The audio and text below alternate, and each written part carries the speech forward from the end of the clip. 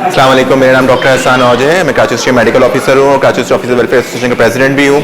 हमारे एम्प्लॉयज़ का जो रिस्पांस है, ऑफिसर्स का और टीचर्स का, जो वैक्सीनेशन सेंटर हमने यहाँ पर खोला है CBSER में, बहुत ज़बरदस्त है। मैं अपने तमाम एम्प्लॉयज़ को और उनके डिपेंडेंट्स को इंकरेज करूँगा कि वो आएँ और एज सुन एज़ पॉसिबल अपनी वैक्सीनेशन कराएँ, अपना कोड लेके आएँ ताकि नादरा में भी उनका इंदराज हो सके। इसी तरीके से मैं ये बोलूँगा कि जो वैक्सीनेशन के बारे में उनके जहन में जो है इबाम है कि भाई किसी का साइड इफेक्ट हो रहा है या एस्ट्राजेनेका जो है वो क्लॉटिंग कराती है, ऐसा कुछ भी नहीं है। यहाँ पर जो भी वैक्सीन लग रही है सब सेफ है। जब गवर्नमेंट ने हमें यहाँ प्रोक्योर की है बाहर से वैक्सीन, तो इसका मतलब है कि वो सेफ है और उसी की वजह से यहाँ पर लगाई जा रही है। तो किसी के बारे में भी इस तरीके से आप अफवाहों पे कान ना धरें।